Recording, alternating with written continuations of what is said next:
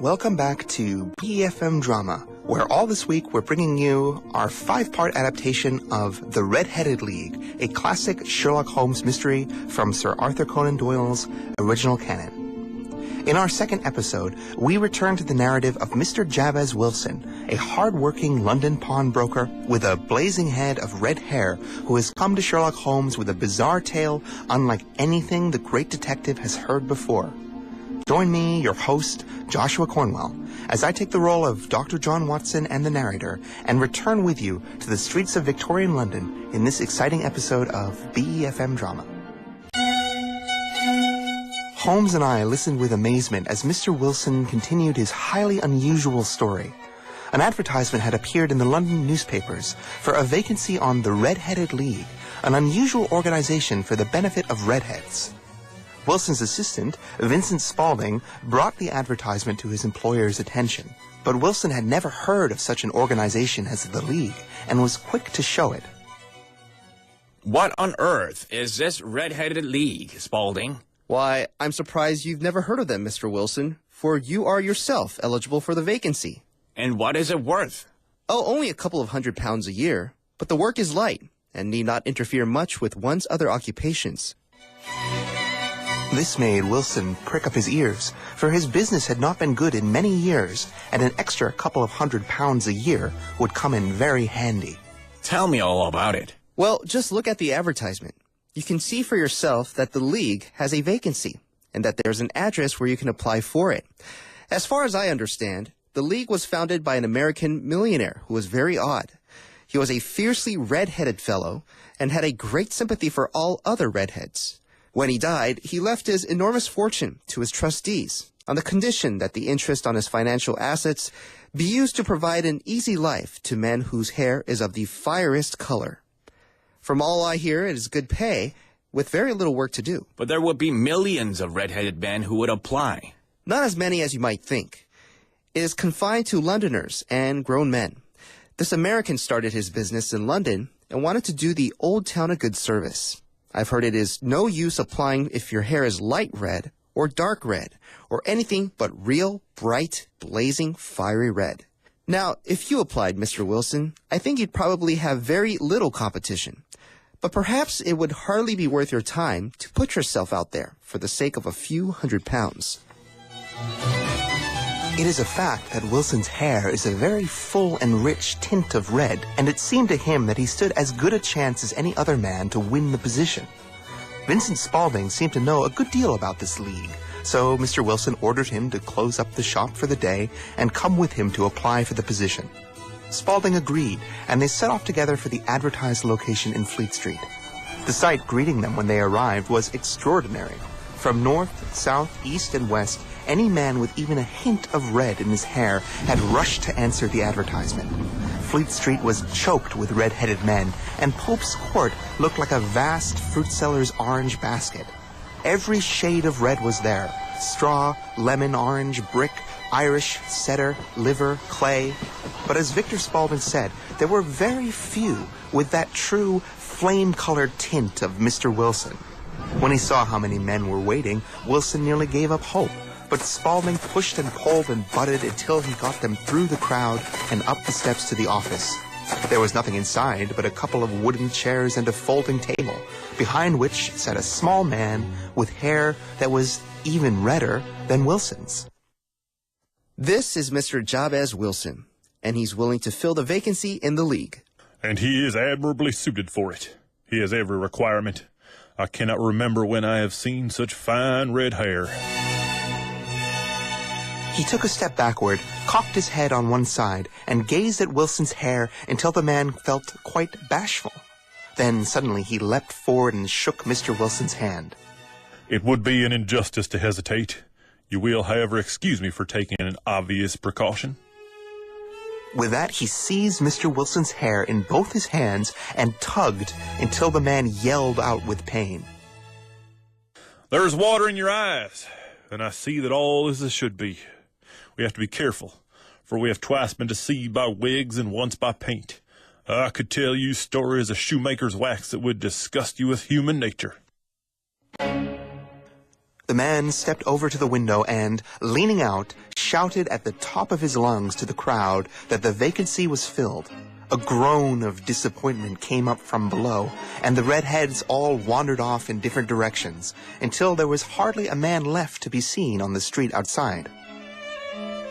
My name is Mr. Duncan Ross, and I am one of the beneficiaries of the fund left to us by our noble benefactor.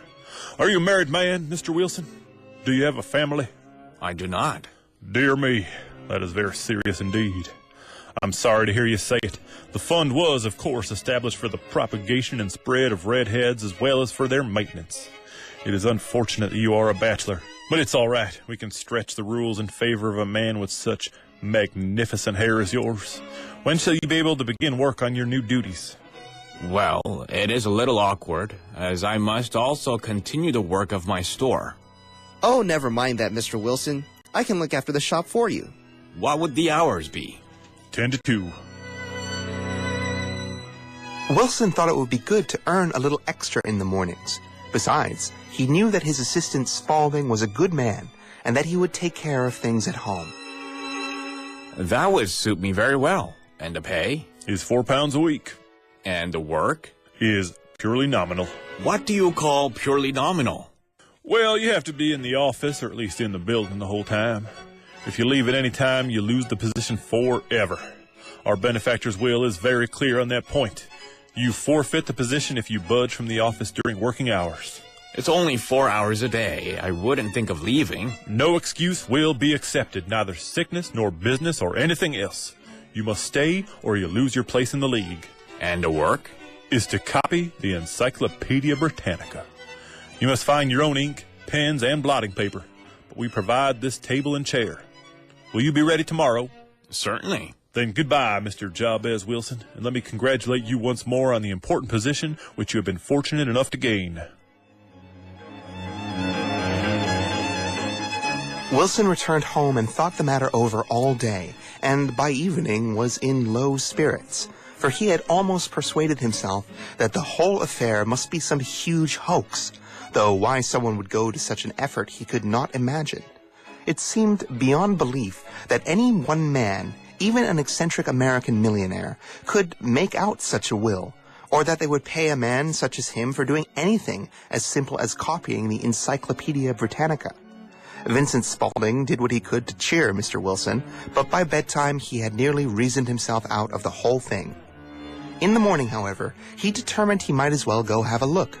He bought a bottle of ink, a quill pen, and 7 sheets of foolscap paper, then started off for Pope's Court. To his surprise and delight, he found everything exactly as described. The table was set out ready for him, and Mr. Ross was there to see that he got started on his work. Wilson began on the letter A. Ross left, but would drop in from time to time to check on the work. At 2 o'clock, Ross bade Wilson good day, complimented him on the amount that he had written, and locked the door of the office. And so it went, day after day. Every Saturday, Ross came in and planked down 4 golden sovereigns for the week's work. Every morning, Wilson was there at 10, and every afternoon he left by 2. Gradually, Mr. Duncan Ross took to coming in only once a morning, and then, after a time, he stopped coming in at all. 8 weeks passed, and Wilson had written about abbots and archery and armor and architecture in Attica, and hoped with diligence that he might reach the B's before too long. And then, suddenly, the whole business came to an end. At this point, I interrupted Mr. Wilson, perhaps feeling a little over-eager to reach the conclusion of his strange tale. To an end? Yes, sir, and no later than this morning. I went to my work as usual at 10 o'clock, but the door was shut and locked, with a little square of cardboard hammered onto the middle of the panel with a tack. Here it is, and you can read it for yourself. He held up a piece of white cardboard about the size of a sheet of notepaper. It read in this fashion: "The Red-Headed League is dissolved. October 9th, 1890. Sherlock Holmes and I surveyed this curt announcement and the embarrassed face behind it until the comical side of the whole situation so completely overtopped every other consideration that we both burst out into a roar of laughter.